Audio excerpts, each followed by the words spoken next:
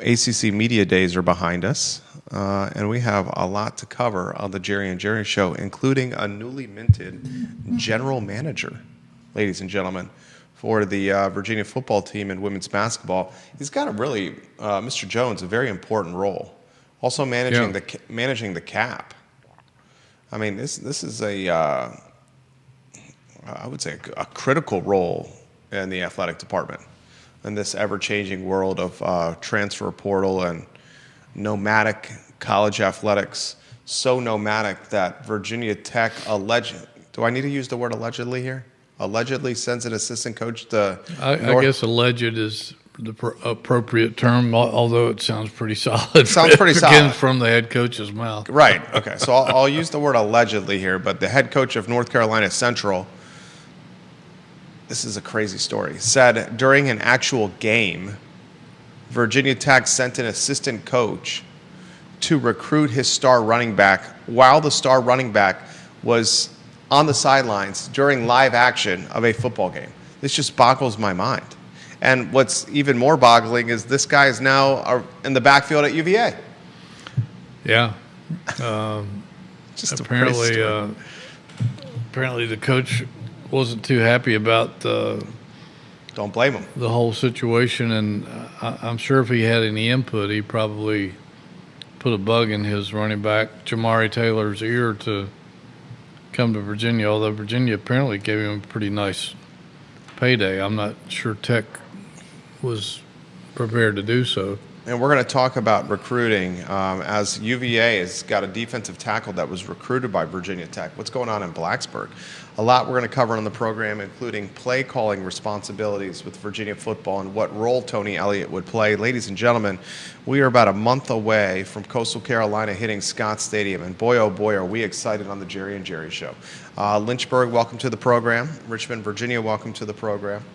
Northern Virginia, welcome to the program. Newport News and Virginia Beach, welcome to the program. Charlotte, North Carolina is in the house. A lot of folks that are watching in Allentown, Pennsylvania for some reason. We appreciate that. We have a nice sponsor up there. Okay. Yeah, big Virginia fans. Very nice. We often get Atlanta and the Buckhead area, which makes sense because there's a lot of alumni that head to Atlanta. Yeah, tons of Virginia alumni in Atlanta. Yeah, tons of Virginia alumni in Atlanta. All right, Judah Wickower, we can rock and roll when you're ready. If you could, viewers and listeners, let somebody know about the Jerry and Jerry Show. Tag them in the comment section or share the link of wherever you're watching the show upon. Judah, we can rock and roll when you're ready.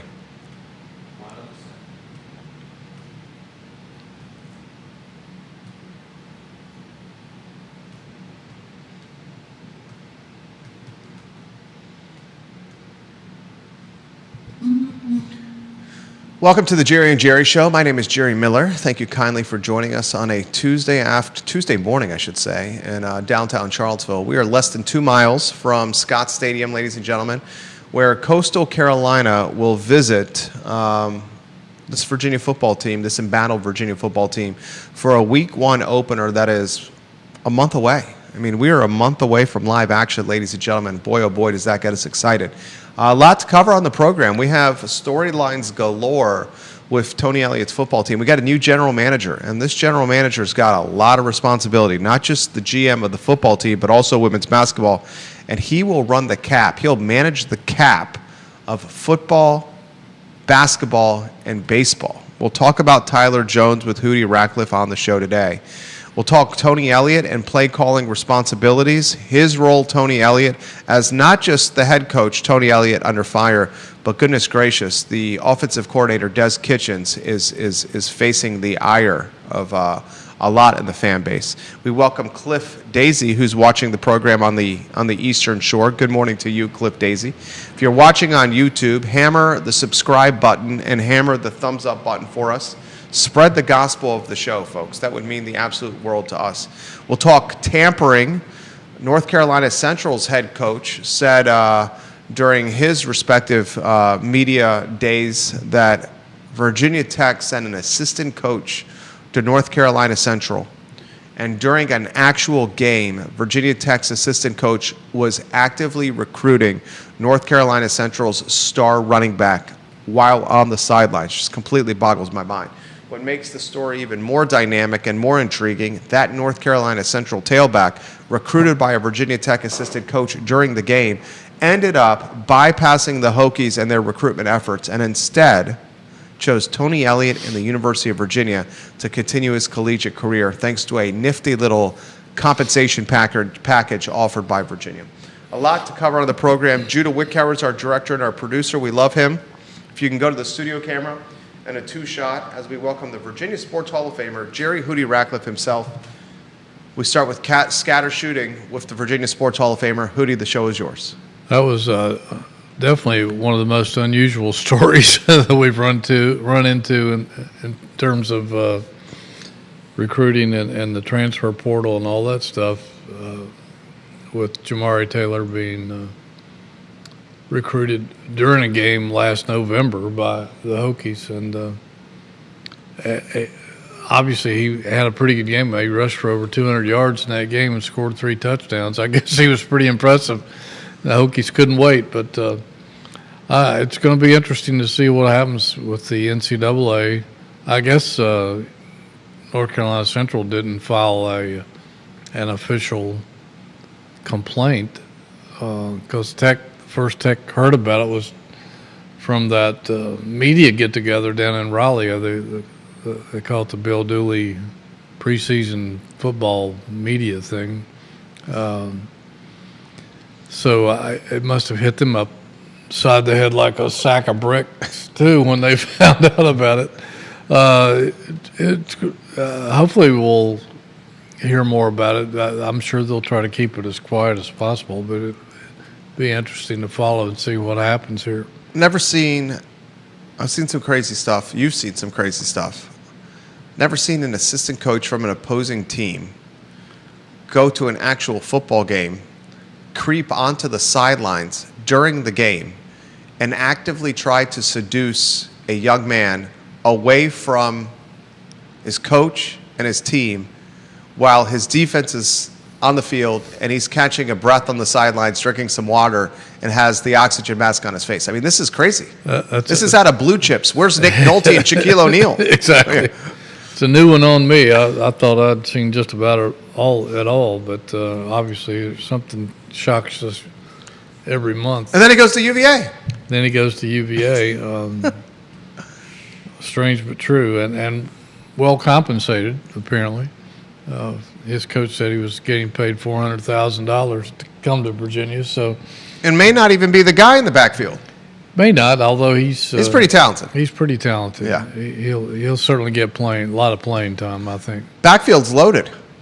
Yeah, they've got at least 3 running backs with experience, with Xavier Brown and then the kid from Wyoming. So three guys that have proven they can pick up yardage, and I'm sure there's some other guys that will get into the mix. And both of us extremely high in Xavier Brown last year. Oh yeah, I thought he was the best overall back they had, and he certainly proved that against Coastal Carolina. And didn't have quite the year that we thought he would, but I think he was injured a little bit. Didn't get as much time for a while as we thought he deserved, but ended up having a pretty decent season.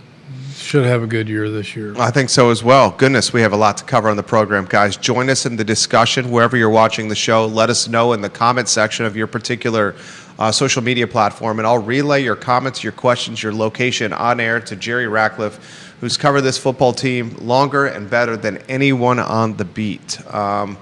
Tyler Jones, I think, is the lead of the show. Since we last spoke last Tuesday, Virginia football's got a new general manager and a new head honcho with cap management. I'll start open-ended. What do you make of the Tyler Jones storyline? Very impressive guy. We talked to him and Justin Sparrows, who is also highly involved in all that, and with the transfer portal and the NIL packages and all that. We got to talk to them and some of the assistant coaches last Friday, and Sparrows and Jones are both very impressive guys. And it was interesting that every one of the assistant coaches we talked to gave those guys incredible accolades for what they've been able to do in a short period of time and trying to transform this program into a winner. Comments already coming in. You have Building Dreams for You on Twitter. It's Richard T. Richard T., where are you watching? Let us know on Twitter, and I'll relay it live on air. He says, good morning, fellas. We have Cavalier, a Virginia fan. His handle, Cavalier of UVA. Where are you watching? He says, who do you think will be the backup quarterback? And thank you, Jerry Hootie Ratcliffe. I think it'll be Daniel Kalen, the kid from Nebraska. He's a redshirt freshman. He's got 4 years of eligibility remaining. Didn't really get to play at Nebraska last year. They redshirted him. They brought him in and kind of recruited over top of him and got a 5-star kid who ended up, I think, starting and was pretty darn good. And so I think Kalen saw the writing on the wall that that guy's probably going to be the starter for as long as he wants to be. And Virginia had recruited him while he was in high school, and so they were very well aware of him and knew that he had a lot of talent. And so when they saw that he was probably going to be hitting the portal, I think Virginia jumped on him immediately. And he's got great credentials, a big kid, more of a drop-back passer, but He's got a lot of upside. yeah, he's like a 6'4" kid. Like you said, a lot of upside, and I'm pretty sure he'll be the backup quarterback. The Fralin kid that came here last year from New Mexico or New Mexico State has since gone, transferred out. So I'm pretty sure Kalen will be the backup guy. Comments, put them in feed. I'll relay them live on air.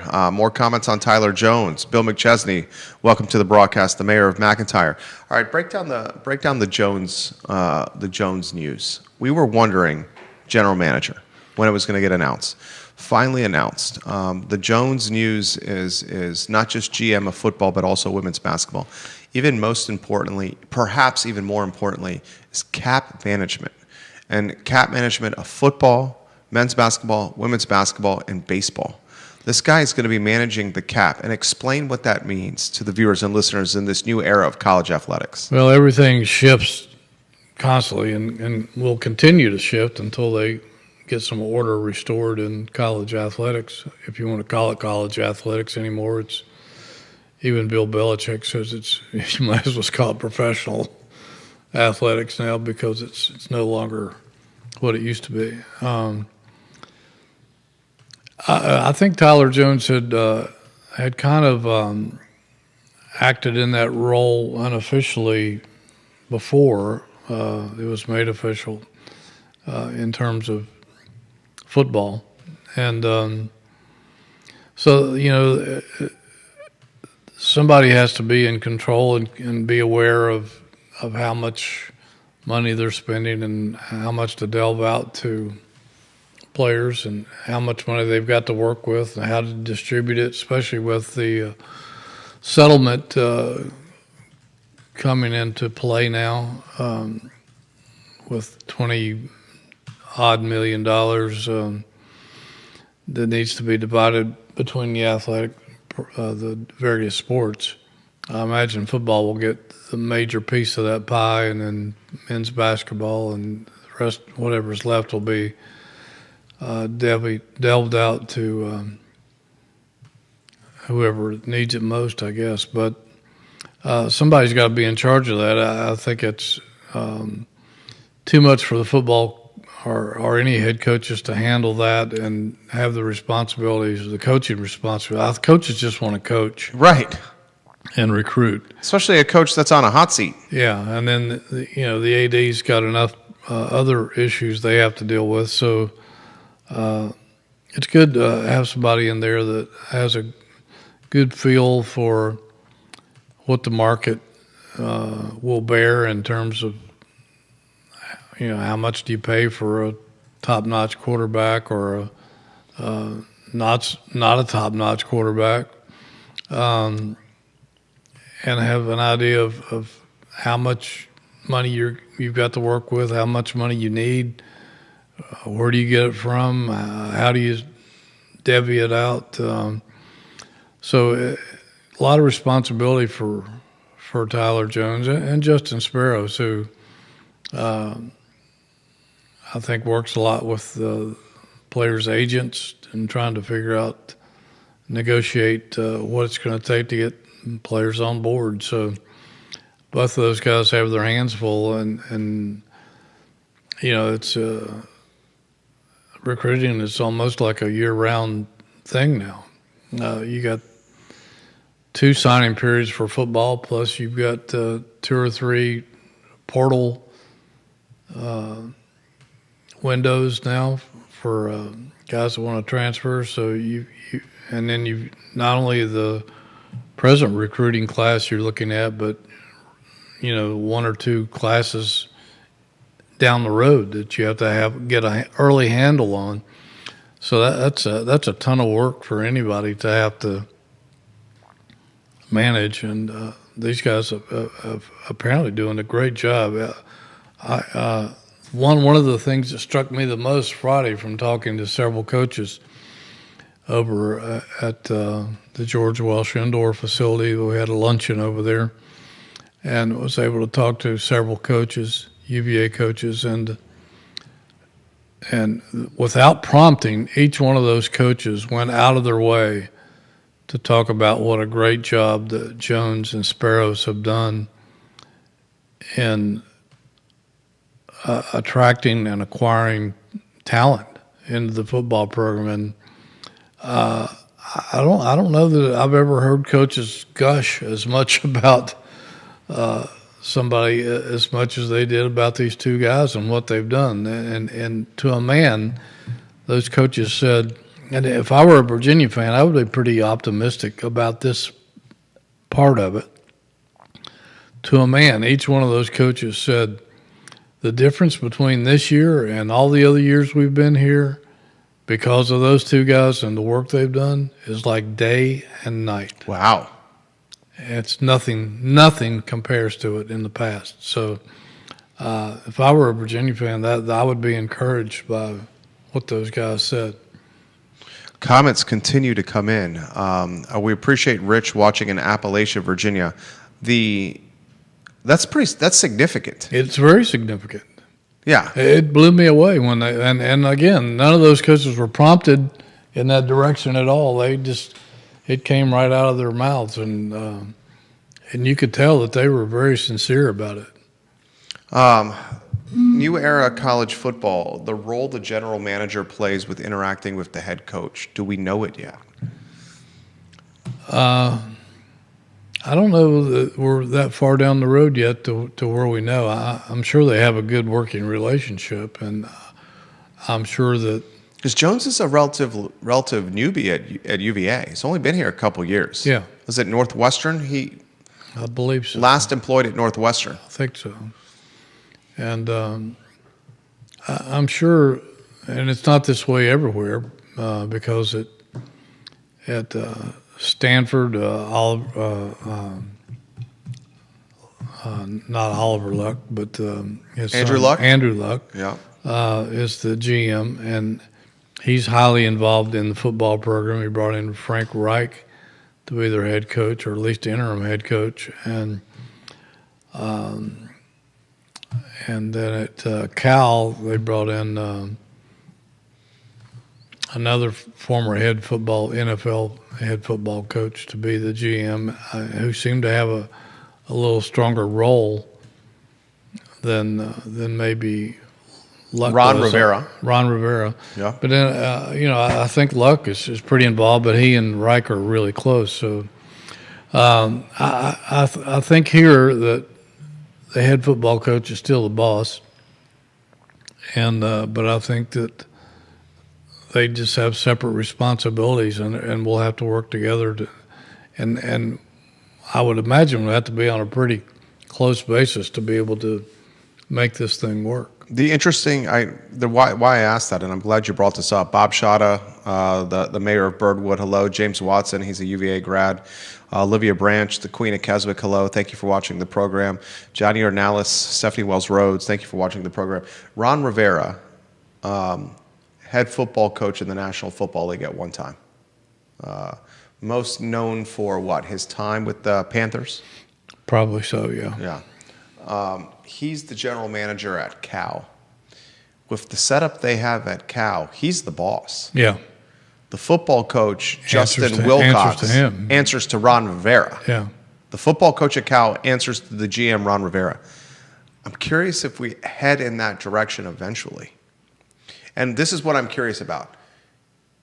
Right now, Tony Elliott's the boss. He's in year 4. If year 4 does not go according to plan, Tony Elliott and his coaching staff are out. Whoever they hire, I wonder if it's going to be the setup like Cal is doing. Because in the professional ranks, the GM in a lot of ways is the boss. Yes, he is. In every case, I think, in the NFL. Except for maybe a high-profile head coach. Yeah, and some there has been. I don't know if there are any now, but there has Coach been GM. some guys who were coach GMs. Yeah. Like Bill Belichick was for a while. But that's a good question, and I don't know that we're going to find that out until there is a potential change. But I would think that eventually it may have to be that way in college athletics. Me too. The way the model has transformed. 100%. Because it's more of a professionally run business now than just your old amateur college sports like it used to be. So I wouldn't be surprised if we're headed in that direction all over the country. And I'll offer a follow-up question. A follow-up question would be this. Des Kitchings has struggled at times with the play calling. Tony Elliott was hired because of his play calling prowess at Clemson. Does a general manager ever say, Tony Elliott, you now need to be the play caller? Des Kitchings is stripped of that duty. Or another example was in Bronco Mendenhall was the head coach. He had success. The athletic director went to him and said, you got to fire some of these lieutenants or change some of these assistant coaches. He refused. He left. Does it get to be the general manager's role? I just find it very curious, this adolescent dynamic. Adolescent might not be the right word, this emerging dynamic that's being birthed here, because it's very reminiscent of what we know from the NFL, the NBA, Major League Baseball here. And as the money continues to pour in, I mean, they literally got a brand new roster, Virginia, right. because of massive financial contributions to the program. If they didn't get all this money, they wouldn't have this brand new roster that seems to be pretty loaded on paper. Yes. Certainly has a lot of depth, and expectations are high. When that money comes, it seems like it becomes more business management and less X's and O's. Yeah, I don't think there's any doubt about it. And I think that's why as we kick the can down the road, I think at some point it's going to have to change, because especially everybody's targeting 2030, I guess, when all the national TV contracts expire. There's supposed to be another reshuffling of conference realignment. Perhaps the big model that we keep hearing about where college football will break away from the NCAA and form its own entity, and it'll be, 75, 85 teams or more, broken up into divisional play like the NFL. There really won't be, they won't have conference affiliation like we do now. The other sports will remain conference affiliated, but football will be a completely different entity. I think by that time, and with TV contracts changing, and all hell may break loose. And I imagine if that's the case, by then we'll probably see the GM role evolve into more of a professional model like it is in the NFL and NBA. Wild times, guys. We're wild times with college athletics. We talked play calling. It's on the feed again. This seems to be a theme that's common on the show each week. Tony Elliott, and you penned some commentary on this or some reporting on this on jerryratcliffe.com. I encourage the viewers and listeners to visit jerryratcliffe.com. Headline on your website, Elliott won't interfere with UVA offensive play calling. Yeah, he was asked about that during. Everyone's asking this. During the kickoff. And oddly enough, the person that asked him about it was Mark Richt, the former Florida State offensive coordinator, Georgia head coach, Miami head coach, who's now a commentator on the ACC network. And he was just curious about that fact because Elliott had been such a dynamic play caller for Clemson when they were winning national championships and in the playoffs quite regularly.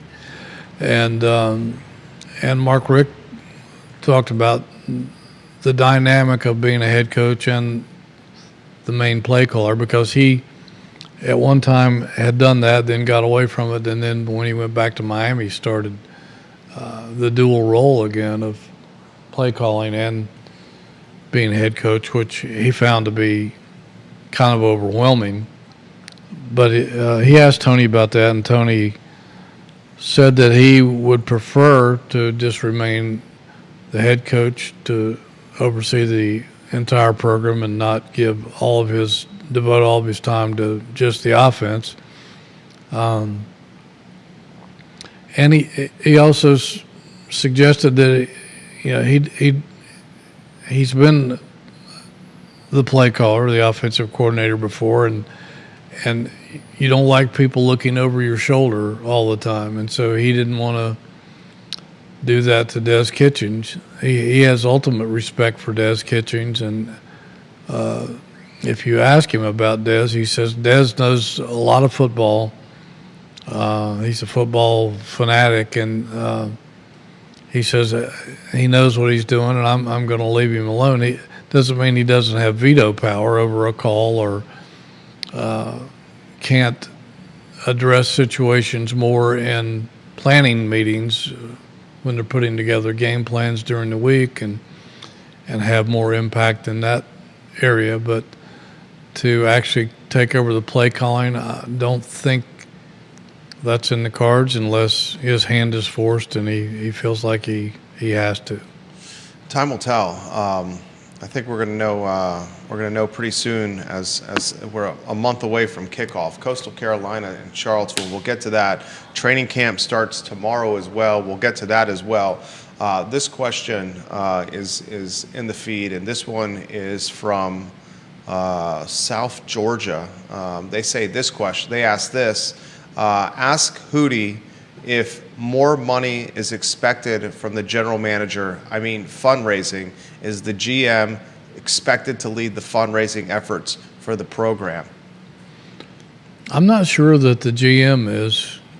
I think they have other people who are in that role, and the VAF, some of the VAF people like Sean Moore and Jerry Capone, Barry Parkhill, some of those folks who are excellent at what they do. And so I think that the GM is just here to manage the money and see where it needs to go and sees that it gets there and how much they're bringing in and that sort of thing. He and Justin Sparrows to deal with agents and to keep an eye on the talent pool. So I don't think either one of those guys are going to be involved in the actual fundraising per se. No more than the coach is. I think they have professionals who are really skilled at that, and we'll leave that up to them. This is an interesting comment that's come in the feed. Are all the players now represented by agents, or are parents involved with negotiating some of these deals? I think most players have agents. I don't know. if I was a parent, I don't think I would be, unless I'm an attorney or something. I don't know. I would be well versed enough into how much to ask for and how to negotiate with the sports organization on how much money I should be asking for my son. But I'm sure the some of the parents inquire about it. In fact, if you talk to some coaches, they'll say up until recently, you would go into a recruit's living room and talk to the family, and the first questions out of their mom's or dad's mouth would be, can you talk about the education opportunities that my son is going to get? And then there would be other aspects that they would of the football program or basketball program or whatever that they would want to get knowledge about. But now the first question in a lot of them here is, how much are you going to pay? Yeah, it's bananas. And I know that Tony Bennett said that a few years ago that when he hears that's it. His recruitment of that player is done. Which could be one of the reasons basketball struggled a little bit at the end. Yes, and because that seems now, and I hate to say this, that seems now probably what should be the first question. Yeah, and it stinks, but that's the world we're in now. Right. And I know that I know Bronco said back then that he was starting to hear that more and more, and that's been 4, 5, 6 years ago. I mean, Nick Saban, his last year in coaching, in the locker room following a game, told a nationally televised audience while he was a talking head with ESPN, still is, that I walked into a locker room after a loss and they were talking about where am I going to transfer and how much I'm going to get paid, not that we just lost a football game. Yeah, and I'm sure that's part of why he's no longer coaching. Yeah. And it's just things have changed so much toward the financial end of it that most of the old school guys that's not why they got into it. And if they did, they were in the professional ranks, the NFL ranks or whatever, and the college was completely different. But now there's a very blurred line there. What other takeaways do you have from ACC Media Days? It's interesting to see how many people were following Belichick around. I don't think we've seen anything like that at the ACC kickoff since Bobby Bowden's reign of terror over the ACC when they were a prominent national power, an official dynasty by the NCAA, and we have Danny Ford had a little bit of that, and Dabo had a little bit of that, but nothing like Bowden and now Belichick had so many people following him around. And probably would have been even more had it been back in the day when there weren't that many schools in the conference. I guess 8 or 9 schools in the conference, and so everybody was concentrated into a 1 or 2 day period. Media-wise, now it's spread out over 4 days, so some people go and come and go with their teams. So you don't have the concentration of media there for one guy like you used to. Had it been like it used to be, I'm not sure they could have accommodated everybody trying to get a peek at Belichick. Yeah, and reports out of Chapel Hill that his 20-something girlfriend, will not be banned from the football facility. Did you see that? I saw something some time ago that said that there was some controversy about that, I guess, back in the spring. But yeah, that was released over Media Days. Frank Stake watching on YouTube. Frank, thank you for the kind words. He says, Jerry and Jerry, the best 1-2 combo and the UVA combo in the biz. Thank you. Thank you, keep Frank. up the great work. He says, question for football. Where does the investment in facilities put us now in the ACC? Now top 3 in the ACC or still work to do? Well, I haven't seen all of the facilities like we used to. The beauty of the conference back in the day was we had the ACC football tour that went on for a little over 50 years. I was fortunate enough to be part of that tour for a long time, and until it ended back in the early 2000s. And back in those days, we used to get to go to every campus in the conference and see all their facilities firsthand. And a lot of schools would go out of their way, if there'd been any changes in facilities, they would want to showcase that to us. And I know that with all the reporting that was going on then, it would sometimes help accelerate the arms race, so to speak. I'll never forget Carolina making some great additions and renovations to Kenan Stadium, and the late Carl Smith at that time read my report about that from the football tour and decided that Virginia needed to one-up the Tar Heels. And he was a player back in the day with Frank McHugh and some of those guys. And although Frank wasn't a player, but Joe Palumbo and those guys, Frank was from that same era.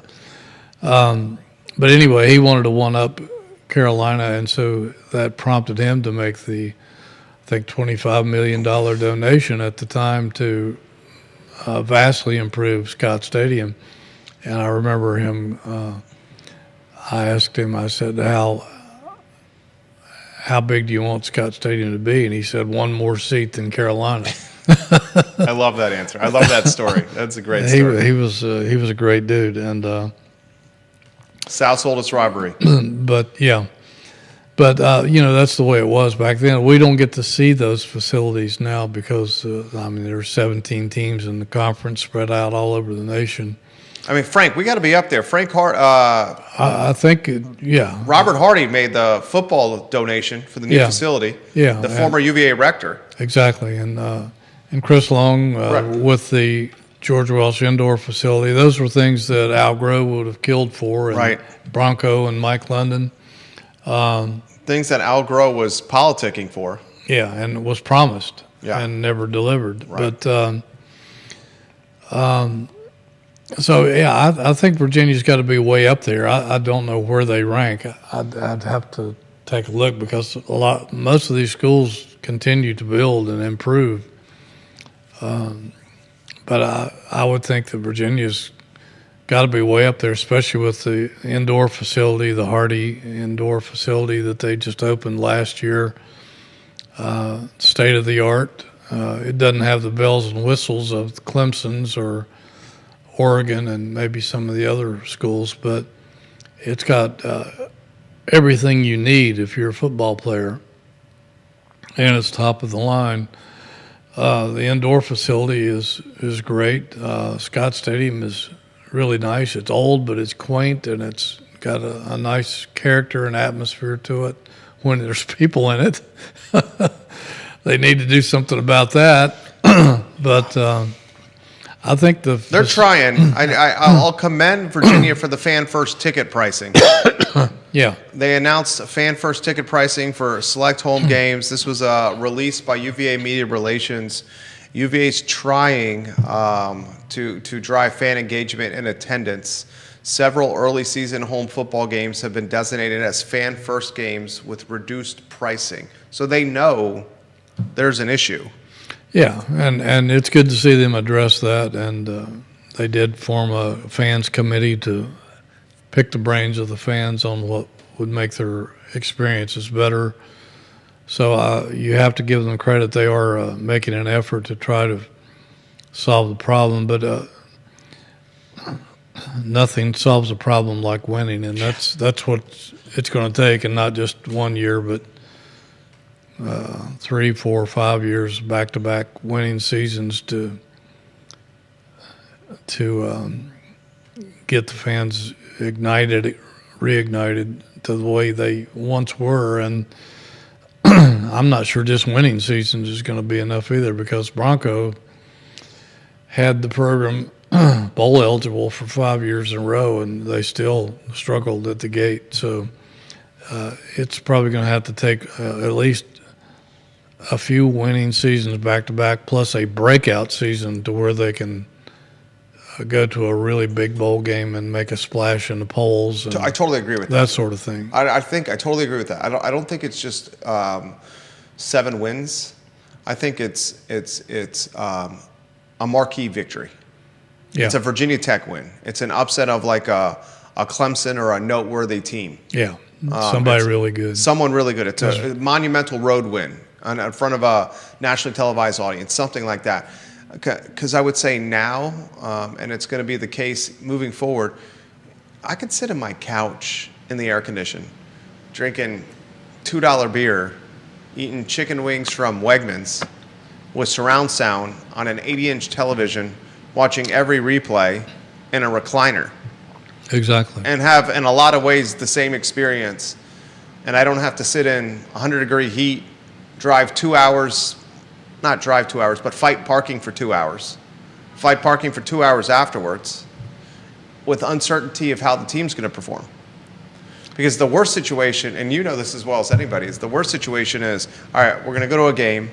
We're going to pack up the Miller Family Explorer, my wife and our 2 sons, 7 and 2.5-year-old, navigate traffic down Ivy to Scott Stadium, hour and change, wrangle a 2.5-year-old and a 7-year-old, get there, and the game's over by halftime. Yeah, and you live locally. And we live locally, right. Yeah. Imagine people driving, like really driving. Right. From the beach or Northern Virginia. Yeah. Or even Southwest Virginia. But, that's... Another thing they don't have is one of the things that excited me about Calandria is Calandria was becoming in some ways the face of the program. Right. And he had that chutzpah and that spirit, that mentality. Now, the performance wasn't what it should have been for the face of the program. Who's the face of the program on this team? I mean, it's got to be Chandler Morris, but no one knows this guy. Yeah, that's true. We'd love to have him on this program, but it's tough to get him on because of the practice times, but and class times. But I mean, nobody really knows that much about him, and that is a one of the facts of modern day college football that fans are going to have to deal with, because the teams change so much from year to year, unless some of these new innovations in sports. I know that we have the sports committee or commission or whatever it is now. Does that overrule the NCAA? Does the Trump executive orders that he signed last week, do they, no pun intended, trump the other stuff? All this stuff has to settle, but in the meantime, fans just want to know their team, and Virginia has 54 new players this year. A lot of those guys are going to be gone after this year because a lot of them are grad students or seniors or whatever. Carolina has 70 new players, and I read somewhere, and I can't remember the school now, somebody in the Midwest, I think, has 82 new players on the roster. Yeah. How are you going to get to know these guys in one season or 2 seasons? And, they're here for a season. By the time you get to know, you're familiar with your starting lineup, they're gone, and there's 50 new guys coming in. So that's another issue that fandom has to deal with. It's I was with a group of guys a couple weeks ago, and it came up, the basketball team. And these are sports fans, like legitimate sports fans, 4 or 5 of us.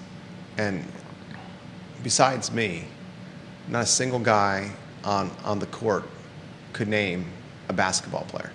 Yeah. Could not, and these are sports fans. Right. Could not name a player on the basketball team.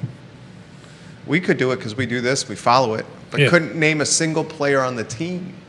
It's just a wild time. Yeah. Then- I've got the new Virginia football roster Yeah, right here. I need a copy of that. And I'll bet you the average Virginia fan can't name 10 guys off of that team. I 100% agree. I bet you the average football fan, like, with Jay Leno when he would stop people on the side of the road and ask them questions, if you stopped the average Virginia football fan and said, who's the starting quarterback? How many could name the starting quarterback? I would say very few. Who could name the starting? Who's the best player on defense? Yeah. Right? Who's the starting running back? Maybe they get Xavier Brown because he was there last year, And he may not be the starter. and he may not be the starter. Right? Then you got a guy like Antonio Clary. You want to hear a crazy story? This is full of crazy stories. Antonio Clary made his debut, the safety for Virginia, made his debut in 2019. He appeared in 5 games in 2019. He appeared in 9 games in 2020, 12 games in 2021. Started 7 of 8 games in 2022. Missed all of 2023 due to injury. Played last year. This guy, 2019, he made his debut and is playing it. This is his 1, 2, 3, 4, 5. This is his 7th season of college football. Yeah, it's funny. When they handed out these rosters last Friday when we were over at the Welsh Indoor facility. They handed out the complete rosters, and it used to be the roster would be the number, the player's number, the player, the position, hometown, and your class, like freshman, redshirt freshman, sophomore, whatever. Now they just put year instead of class. And just going down this list, there's 7, 5, 5, 5, 5, 6, 7, 5, 5, 5, 6, 7, 6, 6, 6, 6, 6, 6, 6, 5, 6, 6, 5, 6, 6, 6, 5, Man, these are grown-ass 5, men. 6, 6. And that's some of these guys, yeah, they've been around. Antonio, 23, 24 years old. this has been in it. I mean, how old? Antonio Clary enrolled at UVA in January of 2019. I'm looking at his bio on virginiasports.com. Enrolled in UVA in January of 2019. This is what they have under the personal section of his bio, Antonio Clary. He received a bachelor's degree from UVA in history with a minor in African American studies in 2022. He's already earned a master's degree in educational psychology from UVA. He legitimately 1, 2, 3, 4, 5, 6 is about to play his 7th season of college football. Yeah. There was a tight end from Miami last year who was in his 9th year of college football. James Watson watching the program. James Watson just made a hilarious joke. Antonio Clary has a family and a mortgage. James Watson. He very well may. He says, just kidding. But Antonio... That's a good one. That That's was a good hilarious, James Watson. But he says this. He does have his master's completed. I wish him luck as a pre-COVID era guy. I wish him luck too. And I have no beef with Antonio Clary playing the game here. I think it's great. Yeah. He could get his doctorate. I hope he does. I hope he does. And I hope he's earning a good chunk of money this year playing. Yeah. Because he's not going to play, probably won't play in the NFL. I hope he's making some money and getting, the best education possible. Props to him. It's a crazy time. Cliff Daisy's watching on the Eastern Shore, and he's got some questions for you. Might be out on the boat. I hope he's on the boat. He says there's a rumor that's circulating that UNC, the Tar Heels, have a handshake deal to join the SEC in 2030, and UVA has a handshake deal to join the Big Ten in 2030. Any validity to these rumors? Have you heard these rumors? I've heard them. They were circulating last week, and they just continue to circulate. I don't know if there's any wink deals going on behind people's backs. Nobody will ever know until it actually happens. But there may be some exploration or some feeling out going on, but I don't think there's anything official. It's certainly easier to leave the ACC now that we've seen the renegotiated settlement between the ACC, Florida State, and Clemson, where as each year toward 2030 approaches, the exit fee lessens and lessens to where it's very acceptable to leave. I think maybe at the end of that, it's like $65 million to leave or something, which is not that big a deal. But there's always going to be rumors like that, and I think some people just start those to get attention and hits to their podcasts or to their websites or whatever. But I hope it's not true, because if Virginia goes to the Big Ten, I don't think I could stomach that myself. If I think I would lose interest in covering college sports. That might be the end of me right there. If UVA goes to the Big Ten, they'd be the doormat of the Big Ten. Most likely them and Maryland and Northwestern, Rutgers. Yeah. If UVA goes to the Big Ten, the loyalty from the fan base would splinter would be an understatement. I don't think anybody would care. They wouldn't care. Look at Maryland's fan base. Yeah. They still they don't care. They still would rather be in the ACC. Right. And Maryland used to have a great fan base. Yeah. I mean, it's disheartening, and it's all because of this money. And the crazy thing in 2030, when are the TV deals up? 2030, I think, is when most of them expire. In 2030, when these TV contracts expire, are we even going to have television networks? That's a good question. Is 2030, are the contracts going to be streaming contracts with Netflix and Amazon Prime or HBO Max? I wouldn't be a bit surprised. Right. Like, who's watching, broadcast television is fading. Yes, definitely so. Their numbers are dropping. ESPN numbers are dropping. ESPN is fallen victim of when you go woke, you go broke. Mm-hmm. Not to politicize sports at all, but that's what's happened with ESPN. Well, they politicized they did sports. It. Yeah, they did it. It used to be. I used to watch SportsCenter for Dan Patrick and Stuart Scott and Keith Olbermann and Kenny Mayne and for highlights. It's like when MTV stopped playing music videos. And now I'm like watching SportsCenter. I'm like, what is going on here? Yeah, you don't want to be preached at. No. I know. I was like, what is going on here? It's unfortunate what's happening, and it's just the money that's completely doing it. On a positive note, and you have fantastic reporting on this on jerryratcliffe.com, Virginia steals a recruit from Virginia Tech, a defensive tackle. Yeah, they've beat out the Hokies for the last 2 or 3 recruits that Virginia has gained commitments from. The latest is the guy from Verino, it's been a highly read story on our website. Jay the Bull Richardson. He's a 6 foot, 290 pound defensive tackle from Verino, and ranked one of the top 25 prospects in the state of Virginia. Picked Virginia over the Hokies. Hokie fans, you guys got to start wondering what's going on in Blacksburg here. Over Indiana, Pitt, Wake Forest, West Virginia, Maryland, JMU, and Liberty.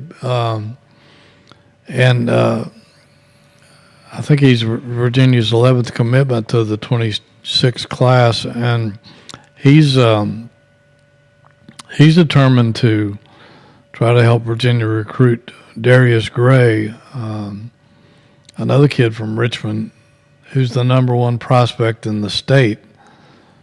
The number 16 best overall prospect in the nation at any position. And he holds 45 offers, and everybody's after this kid. And unbelievable. So what a coup that would be for Tony Elliott if they could get the number one prospect in the state. That hasn't happened here in a while. What's going on in Blacksburg? That's a good question. I don't know. I don't know if their NIL funding is not up to par with what they need it to be, or if people sense a decline in the program, or if they sense a potential coaching change at the end of this season, or a combination of all those things. I don't know, but things certainly aren't hunky-dory down there right now. Right. I mean, the Vrina kid picking UVA over Virginia Tech. He's the second guy in the last week or so that's done that. This would never have happened with the Beamer Foster era. No. That's the tailor-made kid that would have gone to Virginia Tech. That wouldn't even given UVA a true consideration.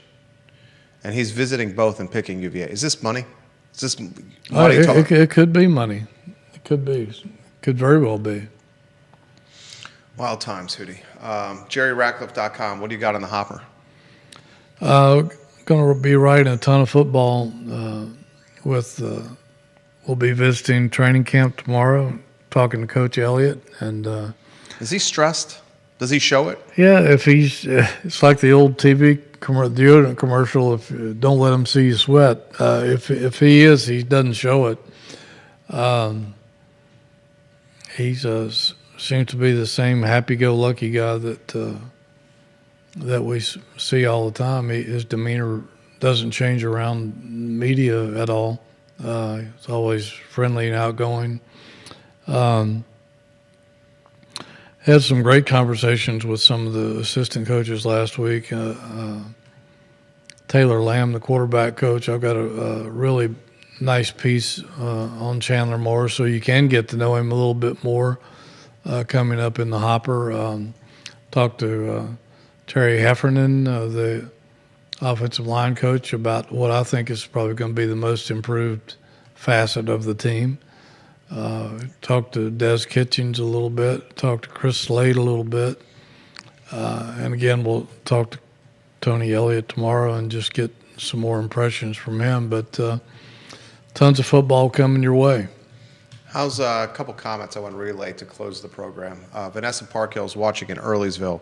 She said, UVA to the Big Ten, football would be ugly. Maybe other sports like basketball, soccer, and lacrosse would be competitive. James Watson adds this. My guess is Maryland went to the Big Ten years ago because the Under Armour CEO looked at how much money they could make, particularly since the Beltway is full of alumni from the Michigan and Ohio State, and they could fill their stadium with away fans. I do know, had the pleasure a few times of interviewing Kevin Plank, the CEO of Under Armour, the founder of Under Armour, and he was extremely influential with not just the Maryland football program, but behind the scenes decision making. No question. This comment's come in. This one's from the Panhandle of Florida. What's the Chandler Morris kid like? Does he have the same moxie that Calandria has? It's a more quiet, less braggadocious. Calandria claimed at one time with you that he was going to win the Heisman. That was his goal. That was his goal, which I don't mind. No, I think it's great to have a dream like that. Yeah. Chandler Morris is more of a quiet, confident kid. High football IQ. You got to consider he's been under 4 or 5 different offensive coordinators and 4 or 5 different offenses during his career, and has picked them up flawlessly. And this guy's a very intelligent person. I think he is, and I think he's a very positive, confident kid who says he came here to win a championship. So. Also got paid. More power to him. Yeah, I'm sure he got paid too. What's the scuttlebutt around of what he's earning? About 1.2. That's what I hear.